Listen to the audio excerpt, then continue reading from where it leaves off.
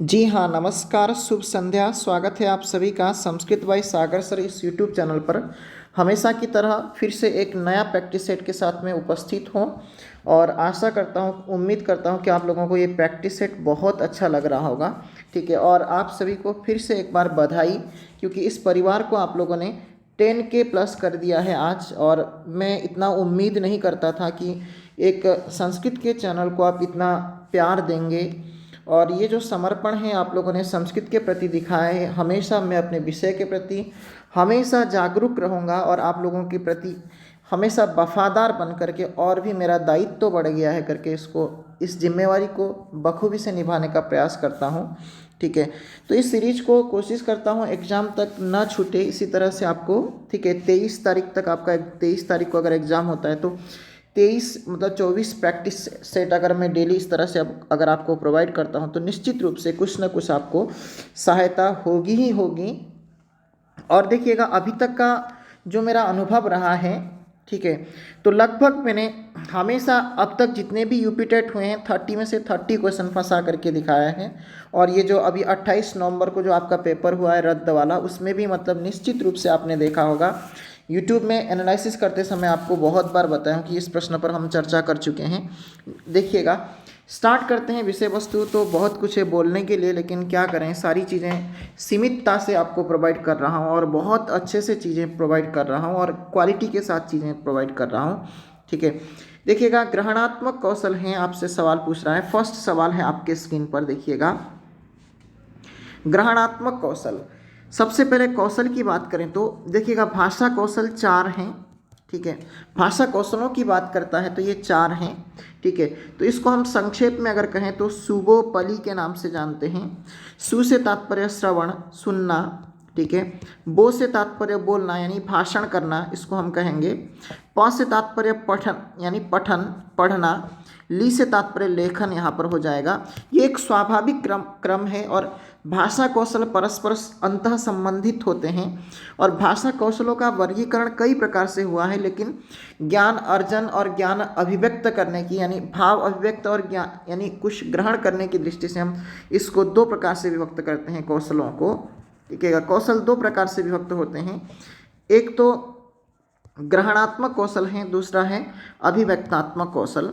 हम जिन कौशलों से किसी के भावों को, विचारों को, ज्ञान को ग्रहण करते हैं उसको ग्रहणात्मक कौशल कहते हैं, और जिन कौशलों की सहायता से अपनी भावों को अभिव्यक्त करते हैं उसको अभिव्यक्तात्मक कौशल कहते हैं। तो देखिएगा, यहाँ पर ग्रहण का अंतर होता है कि किसी चीज़ को प्राप्त करना। इसी प्रकार से जब हम सुनते हैं तो किसी के भावों को ग्रहण करते हैं, और पढ़ते हैं तो हम ज्ञान अर्जन करते हैं। तो इसलिए ये दोनों ही, श्रवण और पठन को हम क्या कहेंगे, ग्रहणात्मक कौशल के अंतर्गत रखेंगे। ध्यान रखिएगा इस बात को। ठीक है, इसके अतिरिक्त जो भाषण और लेखन होते हैं, भाषण और लेखन, ठीक है, ये दोनों ही कौशल किस प्रकार के हैं तो अभिव्यक्तात्मक कौशल हैं। इसको भी आप लोग ध्यान में रखिएगा। आगे बढ़ते हैं, अगले सवाल की तरफ बढ़ते हैं। नेक्स्ट सवाल देखिएगा, आकार के कितने भेद हैं, आपसे सवाल पूछ रहा है। देखिएगा, आकार के कितने भेद हैं। ठीक है, तो देखिएगा, इसको एक ट्रिक मान लीजिएगा कि अ, ई, उ, री। ठीक है, ये जो 4 वर्ण हैं, अगर आपसे पूछता है ये कितने प्रकार के हैं तो ये हमेशा 18 प्रकार के हो जाएंगे। संस्कृत वर्णमाला के आगे के 4 अक्षर हमेशा यहाँ पर क्या होंगे, 18 वर्ण वाले होंगे। बाकी ठीक है, ली, ली, ए, ओ, आई, औ। ठीक है, ये सभी वर्ण क्या होंगे, 12 प्रकार के हो जाएंगे। तो इस प्रकार से आप ध्यान रखिएगा। ठीक है, तो यहाँ पर अ पूछा है ना आपसे, तो आकार के 18 भेद हो जाएंगे। यहाँ सिंपल सी बात है, इसको नोट करिएगा। नेक्स्ट सवाल की तरफ बढ़ते हैं। सन्मार्गम अभिनिविशते किस सूत्र का उदाहरण है। अंतरा अंतरेण युक्ते, ये सूत्र कहता है कि अंतरा और अंतरेण, अंतरेण, अंतरा का मतलब होता है बिना और अंतरेण का मतलब होता है बीच में। ठीक है, इन दोनों के योग में द्वितीया विभक्ति होती है। और कालात्थोन और अत्यंत संयोगे, ठीक है, यानी काल का मतलब होता है समय। ठीक है, समयवाची और मार्गवाची शब्दों का यदि निरंतर गम्यमान रहे, ठीक है, यानी बहुत अत्यंत संयोग रहे, तो इसमें द्वितीय विभक्ति का प्रयोग करता है ये कालाध्वन और अत्यंत संयोगी यह सूत्र। और देखिएगा अभी उपसर्ग पूर्वक नी और वी और नी, देखिए अभी और नी उपसर्ग पूर्वक विष धातु रहे तो यहाँ पर इसकी आधार की कर्म संज्ञा करने वाला काम कौन सा सूत्र करता है? अभिनिवेशश्च सूत्र करता है। इसी प्रकार से इसलिए इसका आंसर क्या हो जाएगा? सन्मार्गम अभिनिवेशते, इसका आंसर क्या हो जाएगा? सी इसका राइट आंसर हो जाएगा। इसी प्रकार से अभितः, परितः, निकषा, हा और प्रति, इन सभी पदों के योग में हम द्वितीय विभक्ति का प्रयोग करते हैं। ये यहाँ पर वार्तिक है। ठीक है, समझ में आया होगा। यहाँ पर सन्मार्गम अभिनिवेशते, यहाँ पर ठीक है आधार की कर्म संज्ञा हुई है, तो यहाँ पर सी इसका राइट आंसर हो जाएगा। अगले सवाल की तरफ बढ़ते हैं। चटका में स्त्री प्रत्यय हैं, चाप, डाप, टाप या कोई नहीं। ठीक है, चटका, अजा, एडका, शिक्षिका, शिक्षिका, बालिका, ठीक है, कन्या, इन शब्दों में अगर आपसे पूछता है स्त्री प्रत्यय क्या है तो यहाँ पर हमेशा टाप प्रत्यय होगा, ध्यान रखिएगा इसमें। ठीक है, तो आपके लेवल में चाप और डाप प्रत्यय नहीं लगाए गए हैं, इसलिए टाप ही प्रत्यय हमेशा होगा, ध्यान रखिएगा। ठीक है, और ऑप्शन में आ भी दिया रहेगा, ध्यान रखिएगा। संस्कृत में आ कोई प्रत्यय नहीं है, इसके मूल में टाप ही होगा, इसको नोट करेंगे अच्छे से। ठीक है, तो सी इसका राइट आंसर हो जाएगा। नेक्स्ट सवाल की तरफ बढ़ते हैं। पा धातु के लट लकार उत्तम पुरुष एक वचन का रूप है। पाती, पामी, पिबामी और पिबती। देखिएगा पा धातु को पिब आदेश होता है, तो इस प्रकार से रूप क्या चलेगा? पिबती, पिबतः, पिबन्ति, पिबसि, पिबथः, पिबथ, पिबामी, पिबावह, पिबामह। तो यहाँ पर रूप बनेगा क्या? पिबामी बन जाएगा। सी इसका राइट आंसर हो जाएगा। रमायाम किस विभक्ति एवं वचन का रूप है? रमायाम, लतायाम, सीतायाम, गीतायाम, जहां कहीं भी याम आपको दिखाई पड़े, ठीक है, तो ये सप्तमी एक वचन का रूप होगा। ठीक है, तो इसलिए आपका आंसर क्या हो जाएगा? यहाँ पर सप्तमी एक वचन, यहाँ पर इसका राइट आंसर हो जाएगा। इसी प्रकार से नद्याम, स्त्रियाम, है ना, तो ध्यान देखिएगा याम कहीं पर भी अंत में आपको दिखाई पड़े, याम। ठीक है, ठीक है, जैसे रमायाम, लतायाम, सीतायाम, आद्यायाम, प्रज्ञायाम, सफलतायाम, सब में यहाँ पर क्या होंगे? सप्तमी के एक वचन होंगे, ध्यान रखिएगा। तो इसलिए आपका आंसर क्या हो जाएगा? डी। नेक्स्ट सवाल को देखिएगा। सत्यर्थे पृथगर्थायाः स्वर व्यंजन संहते है, यह किस अलंकार का लक्षण है? अनुप्रास का है, यमक का है, श्लेष का है या फिर उपमा का है? बताइएगा। अनुप्रासः शब्द साम्यम करके कहा गया है। अभी अलंकार का जो दूसरा पार्ट है, प्रमुख अलंकार, वो कल सुबह अपलोड होगा। शब्द साम्यम, ध्यान रखिए, अनुप्रासः शब्द साम्यम कहा गया है, तो अनुप्रास का तो नहीं है। सत्यर्थे पृथगर्थायाः स्वर व्यंजन संहते क्रमेण तेने वावृत्तिर यमकम तन निगद्यते करके कहा गया है, तो ये यमक अलंकार का लक्षण है, ध्यान रखिएगा। श्लेष का है, श्लिष्टैः पदैः अनेकार्थाभिधाने श्लेष इष्यते करके कहा गया है, इसको नोट करेंगे अच्छे से, कल आपको क्लियर हो जाएगा। और साम्यम, वाच्यम, अवैथम्यम, उपमा, उपमा करके यहाँ पर बताया गया है, तो इसलिए आपका यहाँ पर राइट आंसर क्या हो जाएगा? यमक हो जाएगा। नेक्स्ट सवाल की तरफ बढ़ते हैं। 11 को संस्कृत में क्या कहेंगे? आपसे सवाल पूछ रहा है। एकदशम, एकादश, दश, एक, उपर्युक्त सभी। देखिएगा एकादश है ना, तो इसको एकादश कहा जाएगा, ध्यान रखिएगा इस चीज़ को। ठीक, 11, 21 को क्या कहा जाएगा? एकविंशति ही हो जाएगा। इसका राइट आंसर क्या हो जाएगा? एकविंशति ही इसका राइट आंसर हो जाएगा। नेक्स्ट सवाल की तरफ बढ़ते हैं। त्रिमुनि के अंतर्गत आते हैं। त्रिमुनि के अंतर्गत किसको रखते हैं? पाणिनि, कात्यायन, पतंजलि, हम इन तीनों को हम क्या कहेंगे? त्रिमुनि के अंतर्गत रखते हैं। पाणिनि की रचना का नाम क्या है? अष्टाध्यायी, बहुत फेमस रचना है ना, अष्टाध्यायी। कात्यायन की रचना का नाम क्या है? वार्तिक पाठ, वार्तिक पाठ, ध्यान रखिएगा। और पतंजलि की रचना का नाम क्या है? महाभाष्यम, ध्यान रखिएगा, महाभाष्यम। ठीक। और भारवी, माघ और श्रीहर्ष ये तीनों ही बृहत्त्रयी के कवि हैं, बृहत्त्रयी के कवि हैं, ध्यान रखिएगा। धर्म अर्थ काम मोक्ष, इनको हम 4 पुरुषार्थ मानते हैं, चतुर्पुरुषार्थ कहा जाता है, चतुर्पुरुषार्थ कहा जाता है, ध्यान रखिएगा इस बात को। नेक्स्ट सवाल की तरफ बढ़ते हैं। बकह पद का अर्थ क्या है, आपसे सवाल पूछ रहा है। बकह का मतलब होता है बगुला, ठीक है।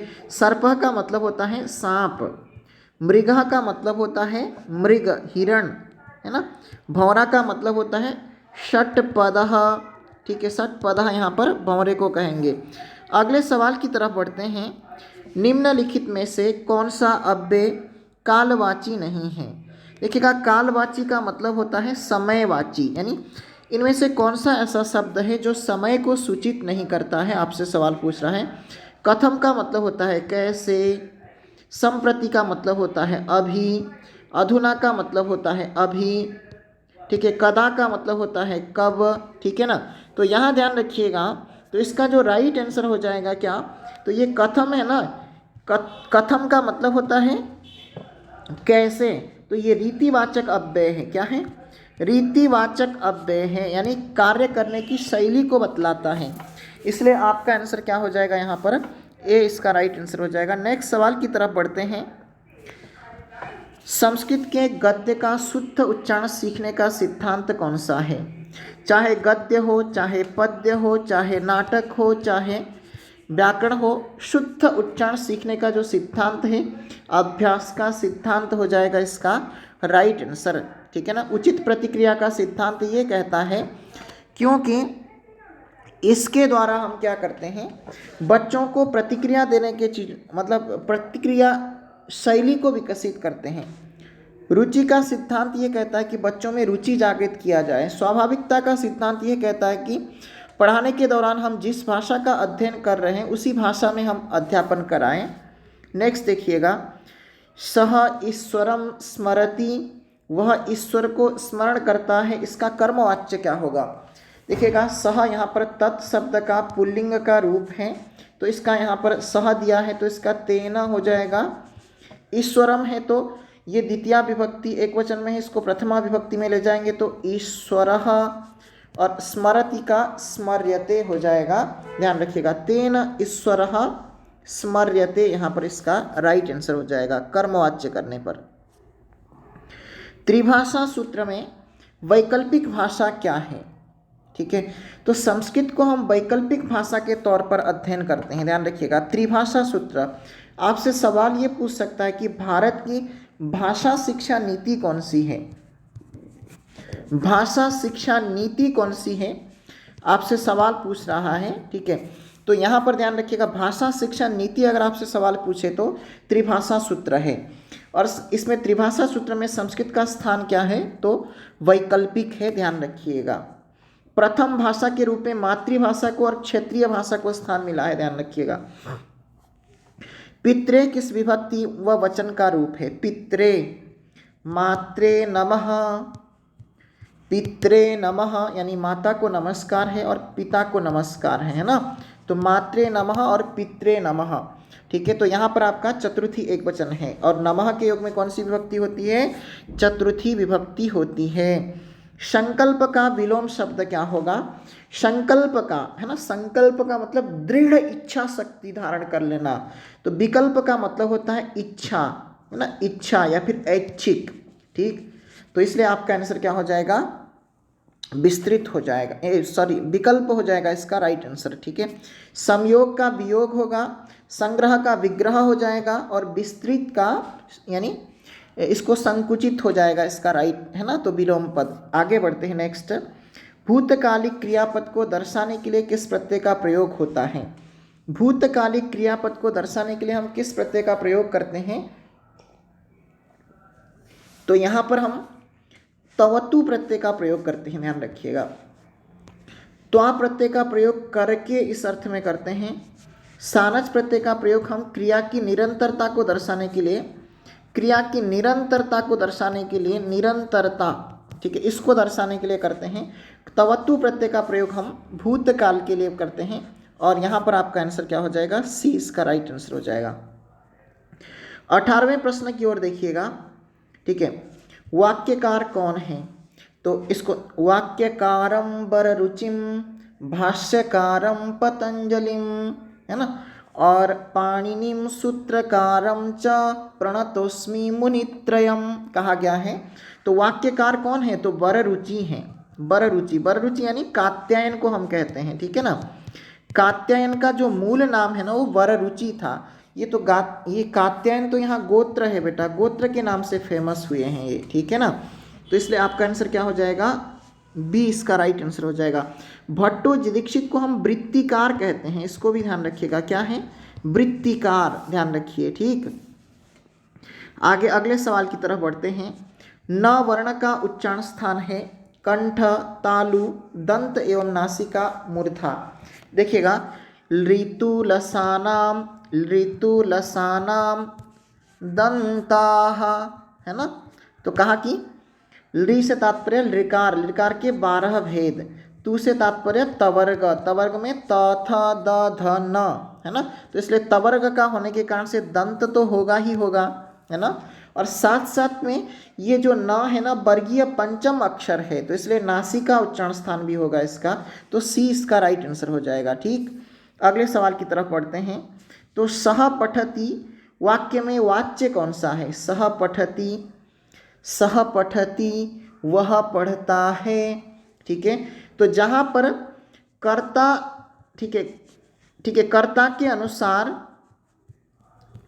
क्रियापद देखा जाए, ठीक है, कर्ता के अनुसार वचन और पुरुष देखा जाए तो उसको हम क्या कहेंगे, कर्तृवाच्य कहेंगे। तो इसलिए आपका आंसर क्या हो जाएगा, ए इसका राइट आंसर हो जाएगा। नेक्स्ट सवाल की तरफ बढ़ते हैं। देखिएगा, अगर आप लोग चाहते हैं पीडीएफ आपको प्राप्त हो तो उसके लिए संस्कृत बाय सागर सर इस टेलीग्राम ग्रुप पर आप लोग ज्वाइन कीजिएगा। आप लोगों को ज्वाइन होने में दिक्कत आ रही हो तो कमेंट बॉक्स में डाल दीजिएगा, मैं आपको वहाँ लिंक प्रोवाइड करूँगा। और वैसे भी मतलब डिस्क्रिप्शन बॉक्स में हमेशा लिंक दिया हुआ होता है, आप उसमें क्लिक करके वहाँ पर पहुँच सकते हैं। ठीक है, नेक्स्ट देखिएगा, 21वें सवाल की ओर बढ़ते हैं। सिंह धातु से तुमन प्रत्यय करने पर क्या रूप बनता है? शेतुम, सईतुम, शीतुम, शोतुम, क्या बनेगा? तो यहाँ पर शईतुम बनेगा, ध्यान रखिएगा, शईतुम। ठीक है, नेक्स्ट देखिएगा, 22वें प्रश्न को देखिएगा। विष्णु इमऊ में संधि कौन सी होगी? विष्णु इमऊ, हरि एतौ, ठीक है, और गंगे इमे, ठीक है। तो ये सभी उदाहरण किसके होंगे? प्रकृति भाव संधि के उदाहरण होंगे, क्योंकि ईदुदे द्विवचनम प्रगृह्यम, ये सूत्र क्या करता है, प्रगृह्य संज्ञा का विधान करता है। दीर्घ इकारांत और दीर्घ उकारांत और एकारांत, यदि ये शब्द, तीनों शब्द द्विवचन के रहे तो इनको हम क्या करते हैं, ठीक है, तो इनको हम प्रकृति भाव यानी इसकी प्रगृह्य संज्ञा करते हैं। और प्रगृह्य संज्ञा होने के बाद स्वर रहे तो वहाँ पर प्रकृति भाव संधि होती है। मनः का पर्यायवाची शब्द नहीं है, मनः का पर्यायवाची नहीं है। चेतः प्रसीदति यानी मन प्रसन्न होता है, इसका अर्थ। हृदयः विलसति, हृदय जो है यानी प्रसन्न होता है। स्वान्तः सुखाय, अपने आंतरिक मन की सुख के लिए मैं आप लोगों को पढ़ा रहा हूँ, है ना। वर्तमा का मतलब होता है मार्ग होता है, ठीक है ना। नेक्स्ट सवाल की तरफ बढ़ते हैं। दशाननः पद में समास होगा, ठीक है। दशाननः का मतलब होता है रावण होता है, ठीक है। दशानन का मतलब क्या होता है, रावण होता है। तो इसलिए यहाँ पर आपका आंसर क्या हो जाएगा, बहुव्रीहि। दश आननानि यस्य सह दशाननः, है ना। 10 मुख हैं जिसके, उसको हम क्या कहेंगे, दशानन कहेंगे। और दशानन कौन है, रावण है। तो सी इसका राइट आंसर हो जाएगा। अगले सवाल की तरफ बढ़ते हैं। संस्कृत भाषा अर्जन में महत्वपूर्ण है। भाषा अर्जन की बात कर रहा है। भाषा अर्जन एक स्वाभाविक परिवेश को चाहता है, स्वाभाविक परिवेश में होता है। तो इसलिए भाषा के विभिन्न रूपों का प्रयोग से हम क्या सीखते हैं, ठीक है, संस्कृत भाषा को सीख सकते हैं। नेक्स्ट सवाल की तरफ बढ़ते हैं। भाषा के लिखित कौशल से अभिप्राय है। भाषा के लिखित कौशल से अभिप्राय, देखिएगा यहाँ श्रवण का तात्पर्य यह है कि ठीक है, यानी अर्थ ग्रहण पूर्वक श्रवण करना, यानी अर्थ को समझ करके सुनना, अर्थ ग्रहण पूर्वक श्रवण करना। और पठन का मतलब होता है अर्थ अवबोध पूर्वक पढ़ना। भाषण का मतलब होता है कि अभिव्यक्ति पूर्वक, है ना, कि प्रतिक्रिया पूर्वक चीज़ों को दर्शाना, बताना। और लिखित का मतलब होता है लिख कर अभिव्यक्त करना। तो इसलिए आपका डी इसका राइट आंसर हो जाएगा। नेक्स्ट सवाल की तरफ बढ़ते हैं। वंदमानः का प्रकृति प्रत्यय क्या है? वंदमानः, सेवमानः, एधमानः, एधमानः, वर्तमानः, वर्तमानः, ध्यान रखिएगा।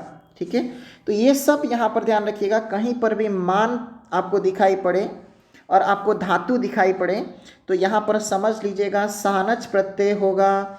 ठीक है, सानच प्रत्यय हो जाएगा। वंद सानच, वंदमानः यानी प्रार्थना करते हुए। ठीक है, क्षत्रिय और सानच प्रत्यय की बात करें तो, क्षत्रिय और सानच प्रत्यय की बात करें तो ये दोनों ही लट लकार के अर्थ में यानी प्रयोग होते हैं। क्षत्रिय प्रत्यय का प्रयोग हम परस्मैपदी धातुओं के लिए करते हैं, सानच प्रत्यय का प्रयोग हम आत्मनेपदी धातुओं के साथ ही करते हैं। इसको भी नोट करेंगे। नेक्स्ट सवाल की तरफ बढ़ते हैं। एतिस्तु सास ब्री दृंग जुसह धातु से प्रत्यय होता है। इन 6 धातुओं के योग में हमेशा ध्यान रखिएगा क्यप प्रत्यय होता है। एतिस्तु शास्त्री दृश जुसह क्यप करके सूत्र है, तो इस सूत्र के द्वारा क्यप प्रत्यय का विधान किया जाता है। ठीक है, ध्यान रखेंगे इसको। अगले सवाल की तरफ बढ़ते हैं। नाट्य शास्त्र के प्रथम आचार्य कौन हैं? बहुत महत्वपूर्ण सवाल, वेरी वेरी इंपॉर्टेंट सवाल। नाट्य शास्त्र के प्रथम आचार्य विश्वनाथ, भरत मुनि, आनंदवर्धन और कुंतक। तो भरत मुनि नाट्य शास्त्र के कर्ता भी हैं और प्रथम आचार्य भी माने जाते हैं। ध्यान रखिएगा इस बात को। ठीक है ना।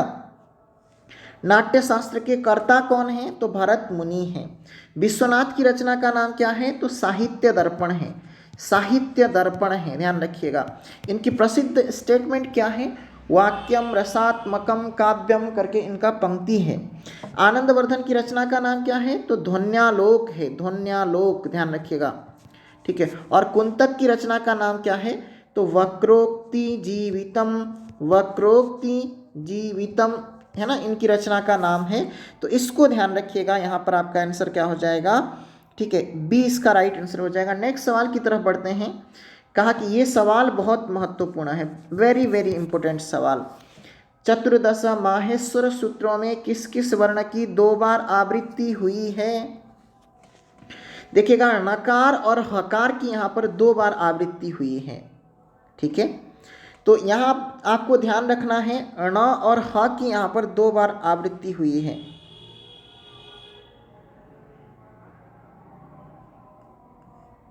ठीक है, ठीक, तो यहाँ आपको ध्यान रखिएगा। आगे बढ़ते हैं, नेक्स्ट क्वेश्चन की तरफ बढ़ते हैं। और णकार की आवृत्ति देखिएगा 2 बार इत्संज्ञक के रूप में हुआ है और हकार की आवृत्ति 2 बार हुआ है सामान्य रूप से। ठीक है, इसका विशेष प्रयोजन है, वो विशिष्ट लेवल पे बताया जाएगा, टेंशन मत लीजिएगा। ठीक है, आज का प्रैक्टिस सेट आप लोगों को कैसा लगा? और इसी तरह से पढ़ने का क्रम चलता रहेगा। और ठीक है, आप लोग प्रतिक्रिया जरूर दीजिएगा कैसा रहा, क्या रहा इस क्लास की, है ना, ये क्लास। और इसी तरह से अगली क्लास में फिर से मुलाकात होगी आप लोगों से। तब तक के लिए स्वस्थ रहें, सुरक्षित रहें, अपना ध्यान रखें।